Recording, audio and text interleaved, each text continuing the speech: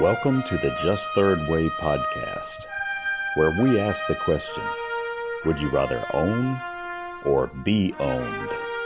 Brought to you by the Center for Economic and Social Justice at CESJ.org. Hello, listeners. Thanks for joining us again. Today, I just have a few things I'm going to mention, and then I'm going to get into the plutocracy story of the week.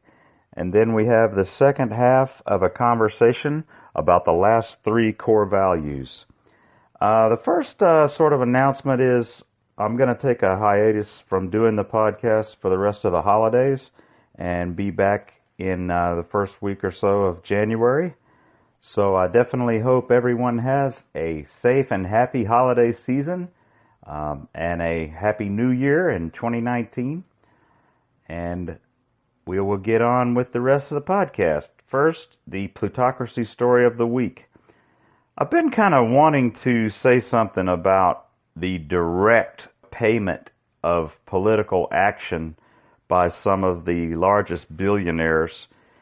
I don't think the media reports about it very much, but I wanted to focus on two that everyone talks about, George Soros and the Koch brothers.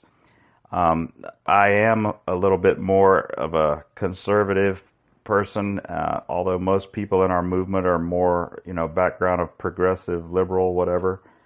But I apologize if things sound more critical of Soros than the Koch brothers or something, but I did want to go ahead and try to talk about both of them and just, being upfront about my own political background. But the story I found about George Soros is about his ability to pay protesters to do things. I think there's a lot of times when he's accused of paying protesters, and it may not necessarily be the case. And then there are times when I think he probably does pay for protesters, and the media doesn't report about it because he is more or less philosophically aligned with so many of the leaders of the media. And there's also the factor of it may very well be that many large TV networks and newspapers now are owned by very wealthy progressive billionaires. The New York Times is very large percentage of it is owned by Carlos Slim, one of the richest people in the world. Even for a while, he was the richest person in the world. He's someone who made most of his money from the telecom industry in Mexico. And then you've got the Washington Post. It's owned by Jeff Bezos. And I mean, the story goes on and on in terms of super wealthy manipulation of our free press. You've got actual documented fact that some of the networks are indebted to banks on call loans so that they can spend the money and they don't have to pay it back unless the bank decides to say, hey, you got to pay this back. And then they can collect and shut them down if they want to. So that is a way that the sort of Keynesian banking and economic system is furthered, because there's not many people who are allowed to be vocal critics of it in the media system, because they would be financially ruined if they were to criticize it. So those are some reasons why I don't think we get reporting about these things. But I really do think it does take place. There was an article after the Kavanaugh stuff happened that appeared in the Wall Street Journal. This is by a reporter who apparently was a previous Wall Street Journal reporter and evidently has moved on to other things, but continues to occasionally have something published in the journal. and the person is named Azra Nomani, and this writer wrote an article called George Soros's March on Washington, and it's basically talking about how the paid protesters around the Kavanaugh debacle, I guess you could say, were paid somewhat by George Soros, and this person apparently that wrote the article is a progressive and has firsthand knowledge of these protesters being paid. The article mentions Bob Bland, a co-founder of the Women's March, and evidently he is one of the organizers that is involved with this. And then it goes on to mention the protester who confronted Jeff Flake. He was one of the people who required the FBI investigation and stuff like that. So if that decision to do that FBI investigation was something that happened because of a confrontation with someone who was paid to be there, it just doesn't reflect well on the overall function of the system. And I'm not trying to take sides in the Kavanaugh thing. I'm just reporting.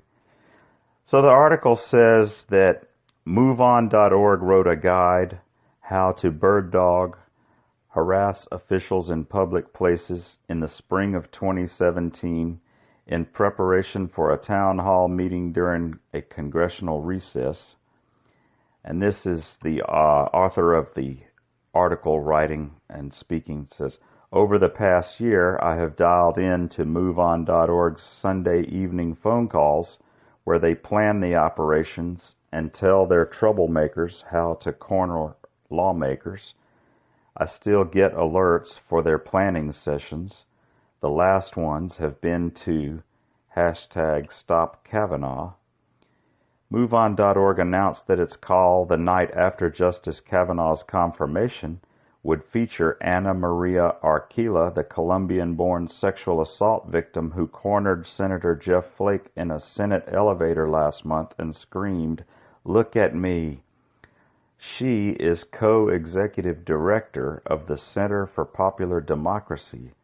Her salary was listed at $156,000 with a bonus of $21,000 in a recent Internal Revenue Service 990 form.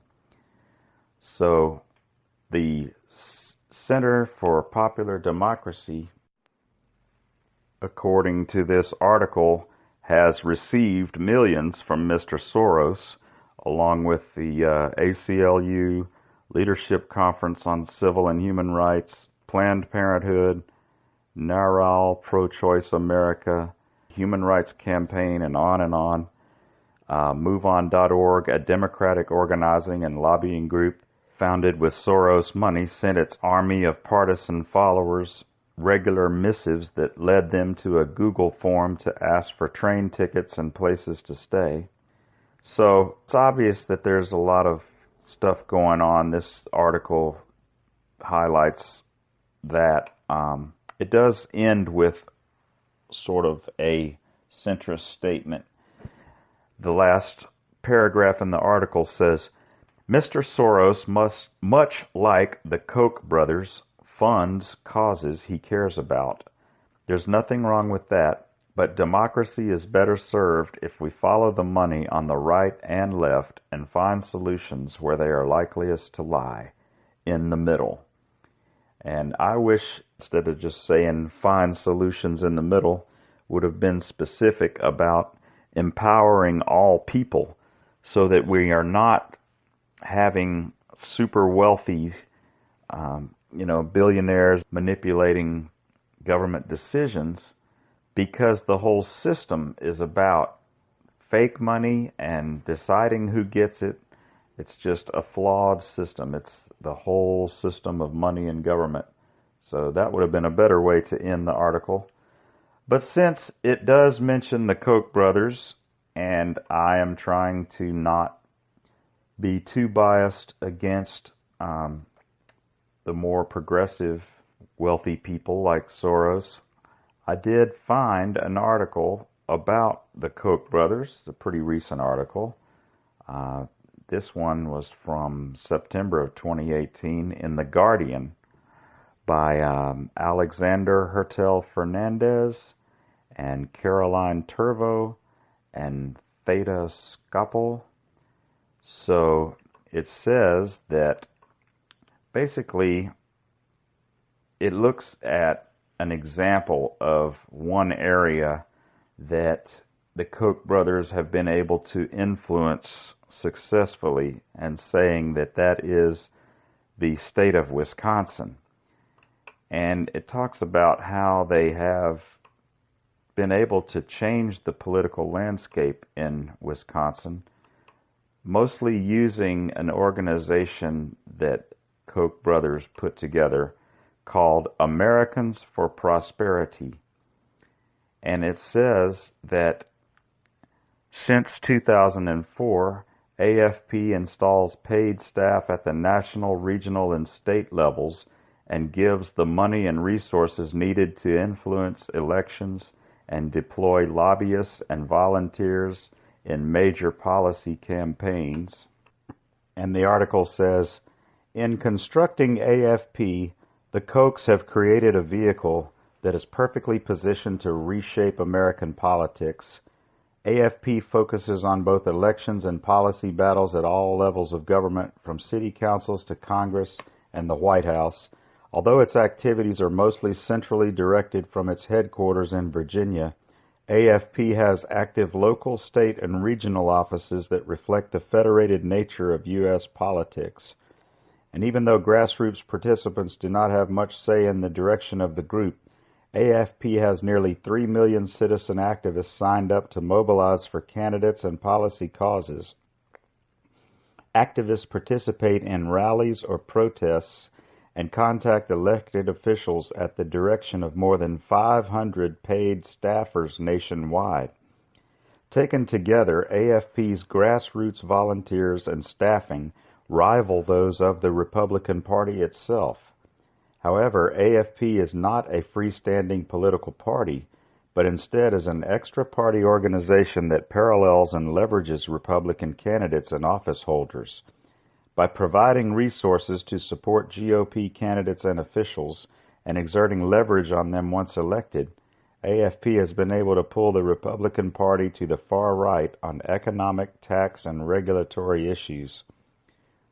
So basically, we got two articles here that talk about large scale influence on behalf of billionaires in the political process. Those stories are the plutocracy story of the week. And now we're going to rejoin the second half of the conversation that we had the first half last week, and it is a discussion about the CESJ Core Values numbers 7, 8, and 9. The creator did not create the social tools or even the physical tools, but gave people the ability to continue to perfect their knowledge, to seek the truth, to pursue the truth, to pursue what's good. And we have to see that because they are created by people, and people are not perfect in their understanding of the truth. They're always discovering new truths. Therefore, the institutions will be somewhat defective, somewhat imperfect. And what social justice is, and that kind of gets down to where for example, Martin Luther King would say, we need a new synthesis that goes beyond capitalism, it goes beyond communism and socialism. He was looking for that, but he didn't have it. He did not have the precisely what is the new system. And of course, we're calling that the just third way. Now, in that, we will see that no matter what we do, our tools, our physical tools, our social tools will always have to be perfected. And what social justice does is teaches people. If you see a new solution, a way of perfecting your tools, don't worry if you're alone in the beginning. It's the process of coming together in a peaceful way, without force, to teach people something new. And some will see that eureka, that sudden eureka that, let's say, that Kelso had or Father Ferry had, or those they learned from, will become your eureka once you begin to see that it will bring about a better life. Right. And that's why in this particular core value that we're discussing right now, it mentions the wounds of history, and it says that institutions need perfecting. So that specifically is talking about what you were just mentioning, and also an example of that is slavery, right? In the United States? Exactly. Well, slavery, it was totally inhuman because if another person is your slave, he's your tool. That means you control his body and control what he can do with his body. That's one thing. And also, whatever fruits that or whatever the slave produces doesn't belong to the slave. It Right. belongs to the owner. So therefore, there's something totally inhuman about slavery. It is not, but it's we've had slavery in many throughout the thousands and thousands of years. Now we no longer should have slavery. The time is such that we can liberate every person, make them independent, enable them to have an equal opportunity, not necessarily equal results, but an equal opportunity to be an owner. And that's where we have to perfect that social tool we call money. And I think Kelso put his finger on money, credit, how they can be restructured from that which depends on the savings of the past or the savings of the rich, and begins to look at the new growth that should take place now that we have the Kelsonian method of or reforms to the monetary system and to the banking and credit system. Now we have the tools so that the poorest person in the world can have an equal opportunity to become an owner. Right, right. I also want to emphasize another part of the statement about how the wounds of history, why institutions are continually in need of healing and perfecting. I think the healing part is very important because that has to do with human relationships, human emotions, the hurt that actual people have gone through. So you have the systems part of institutions, how we do things, how we create certain habits. But we also have to remember institutions require people in order to even exist. Mm-hmm. And where you have people, for example, as you were mentioning, this history of slavery and segregation, that may have happened in the past, but the wounds are still very raw today. I think that's becoming evident that if anyone thought that bad old time was over, I think we can see that that's not the case. A lot of ugliness is coming to the surface right now.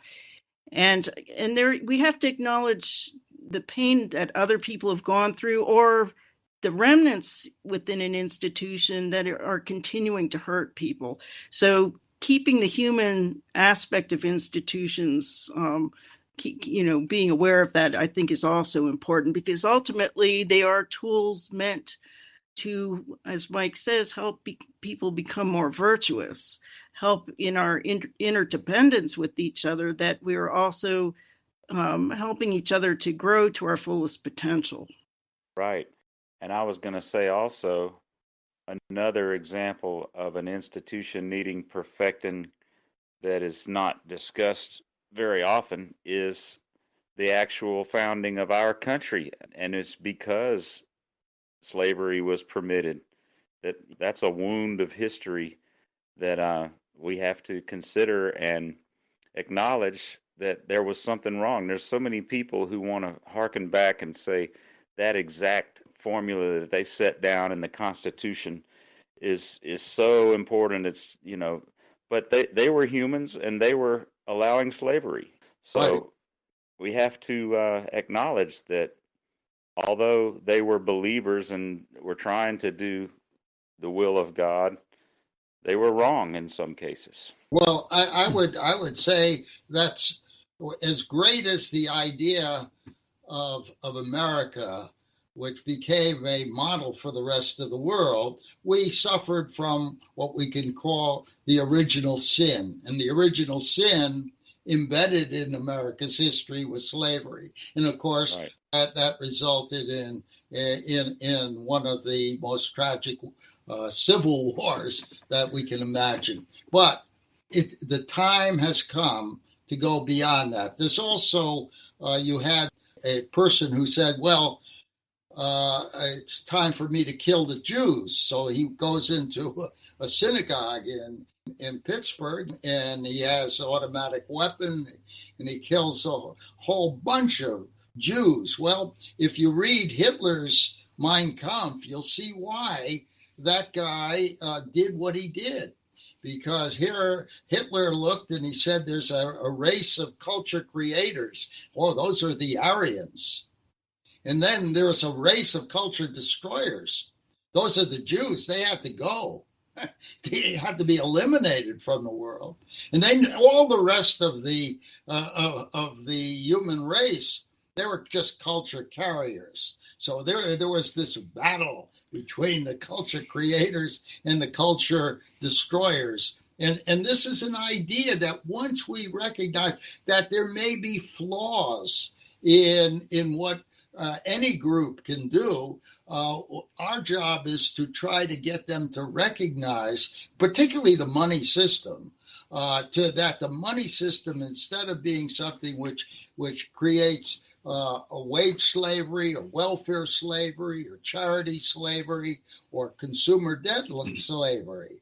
No, now we can see that money, once understood as to what it is, and knowing it, we've already modeled the use of that technology for worker ownership in America and a few other countries that are copying us. Now, that same technology can be used so that a fundamental right of everyone to be an owner can be now fulfilled. So we no longer have to look and say the past is holding us back. No, it's now time to see that there's a new vision and new tools and improvement in our social tools that have to be carried out, not just in America, but in any country that sees the principles of social justice and the principles of economic justice to be something that should be taught to every child from the beginning of their education. Yeah. And unless you think that,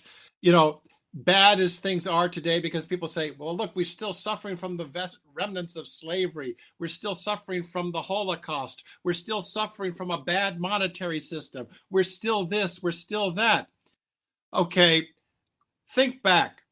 Not that you're this old, but 2,000 years ago, it was completely unthinkable that you could do without slavery. This was the way the economy ran. If you don't have slaves, who's going to do the work? Nothing will get done. I mean, the idea that came in, from Judaism to Christianity, that a slave was a human being the same as you were. In other words, remember, I believe it was St. Paul said something about there is no slave or free, no rich or poor, no male or female, nothing. You're all just people. That idea was so revolutionary 2,000 years ago that it took almost 2,000 years to get rid of chattel slavery. Because Aristotle just took slavery for granted. No one was going to do the work if you don't have slaves. But today we have wage slavery, the wage system. You ask. Well, we also have huge countries like China where it could be argued that, some people are in a state of slavery. Well, They yeah. can't rise up from their economic situation. But the point I was making is that you ask the typical economist or the typical capitalist or the typical politician today, we can do away with the wage system. We don't do away with wages. People should still be paid for their work, what it's worth at the market rate. But we can do away with the wage slave system. Right. And they will look at you the same way the slave owner did 2,000 years ago. If Wow, you don't yeah. have the wage system, who's going to do the work? Yeah, that's true. They look at us like we're nuts. That's Yeah, funny. now you have the robots and artificial intelligence coming in, and they're doing the work, which leaves the wage slaves in an even more precarious position. They're True. not getting, they'll won't be earning wages. Yeah. That's right.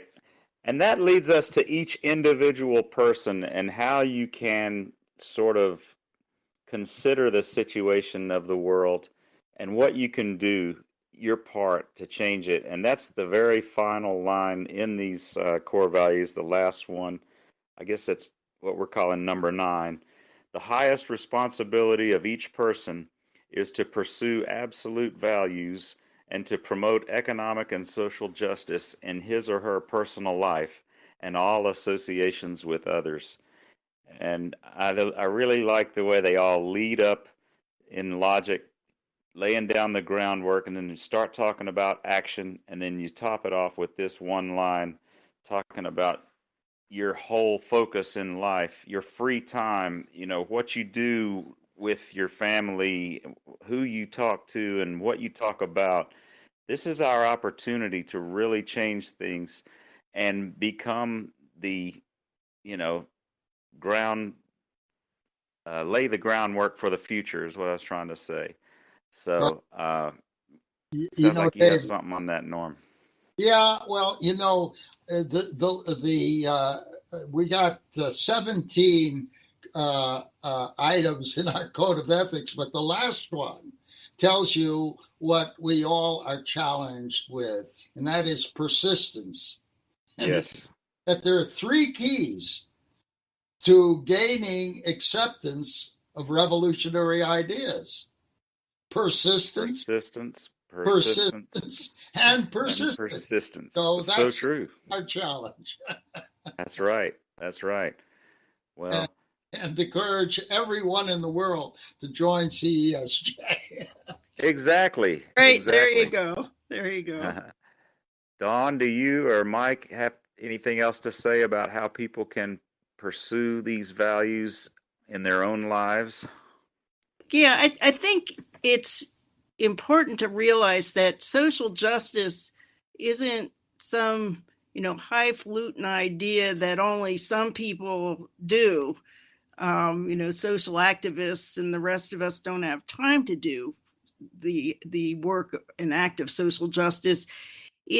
When we say it's the highest responsibility of each person to pursue absolute values and promote economic and social justice in his or her personal life and all associations with others, that means really within any social situation, and that's going to be most of the time, we're going to be somehow connecting with other human beings in one way or another, that we have to be keeping in mind, is this, wherever we are, whatever the context, whether it's a baseball team or it's a business or it's, a local community council, for example, is it set up in a way that respects the dignity of each of the people who's affected by it? Does it allow equality of opportunity and equal ability, or allowing for equal participation? And if it's not fulfilling the demands of justice, then something needs to be done. And so when we find ourselves in that situation, we have to start thinking, okay, what is right? Something is wrong here. It's usually the process starts with the feeling of dissatisfaction or a sense of injustice, but you can't just leave it that way. You've got to really narrow down on what the root problem is and find other people who feel the same way, have that same sense of this is wrong, we've got to do something. And what you try and do is pull everyone into the process of really understanding what was our institution supposed to be doing? How is it failing? What is it lacking in? What do we need to change? And it's, sometimes this process is fairly easy. It's, change of rules. Sometimes you're risking your life. Okay, so there are various levels of this, but we can't put the responsibility for having good laws and good institutions or good organizations on anyone else's shoulders. Each of us have to step in and do what we can in combination with others to correct the situation. One of the things that Father Ferry stressed over and over, especially the older he got, was to get rid of this idea that social justice is something that you do in addition to what you're already doing.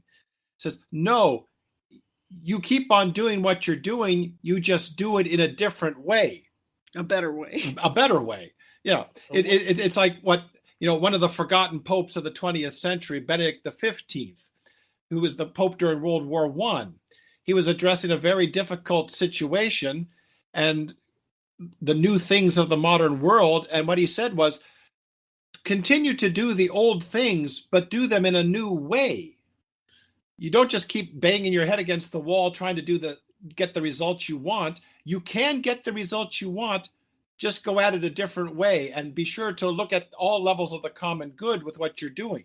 Yeah, also a good example of a bad system, but one that's not totally bad. And that is, you mentioned China, for example. And if we look at, where did the mistakes of China, the police state nature of China and its suppression of human freedom and the ability of people to think anew. Well, it starts with the beginning of with Marx, who saw the problems of monopoly capitalism, and Kelso agreed with that. And then remember that Marx said that you can summarize our entire philosophy in a single sentence, and that is private property, and then gave 10 points on how you eliminate private property. And most countries in the world have already copied many of those points, including the United States. Our tax system follows Marx. Now, China, I was reading in today's Wall Street Journal where they were talking about China and how it's being perceived by some of the developing countries, because China is going around helping these other countries, providing money, credit for them to develop new roads, new infrastructure. And their infrastructure, here they had a primitive economy not too many decades ago. Now their trains are so vastly superior to what we have. And as a matter of fact, we're beginning to look and say, how can we have the railroad system, the infrastructure? And China's going around the country, around the world, helping to finance that development in these other countries, I'm sure, so that it can be a dominant force. On the other hand, within China, some of the most successful companies are worker-owned. There are workers who have become owners in the private sector, although most of the economy is still structured as government enterprises. Well, you see, I think we have to see ways of challenging China, take whatever good they have, acknowledge the good, and at the same time knowing that despite their use of money and loans to other countries, China is having a real problem with its money system, just as America has. So now it's time for a third alternative to what the Federal Reserve is and what China's doing. In Japan, it has more debt than it has gross national product. Right.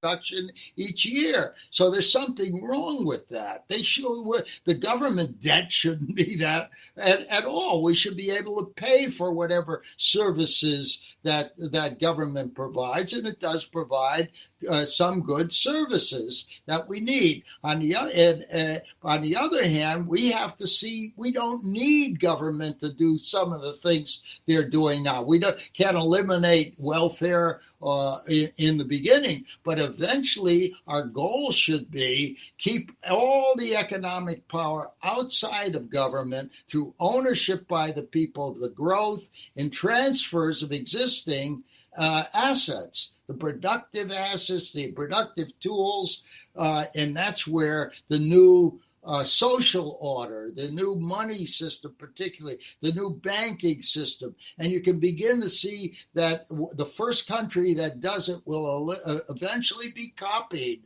by other countries. And to me, that's more important than a world government. Even though Gary Davis was making some good arguments, you cannot have war without the nation states in conflict with one another.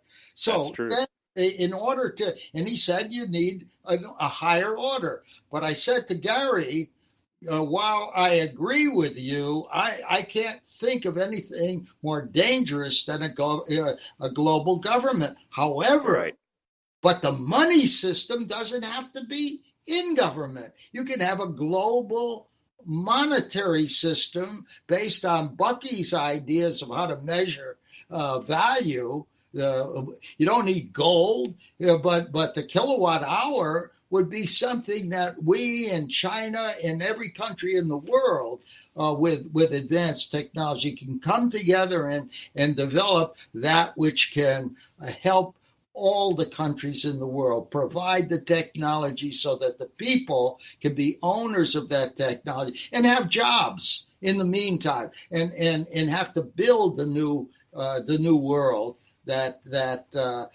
today's politicians, there doesn't seem to be any of them yet. On the other hand, we also know that there are leaders in the world who are beginning to study our ideas. Well, that's good. And I was going to say about China, they do have their flaws and certainly injustices, bad injustices. But I think one reason why they've had some huge successes like infrastructure is, although it's been done by dictate, they've had one sort of philosophy in government and they've been able to stick to it for, decades now.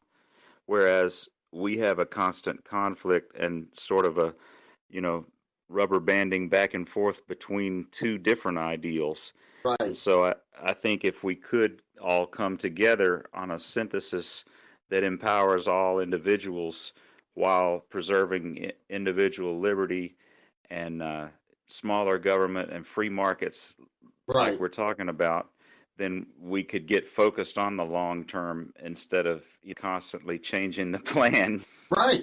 We'd have a global market system, a global free market, not monopolistic markets, but a global market system. We can have trade without tariffs, but there are ways to adjust this, to take into account that you have differentials in the basic cost of the poor worker, the initial workers. China, it's a fraction. The poor in China, if they get a job, it's a fraction of what you get compared to our minimum wage. So there are ways to make adjustments there in global trade, but it doesn't have to be through tariffs.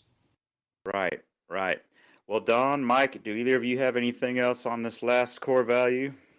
I think we've covered everything, and I guess just to kind of close it up is that in our first core value, we talked about absolute values such as truth, beauty, love, and justice. And in our final core value, we talk about pursuing absolute values.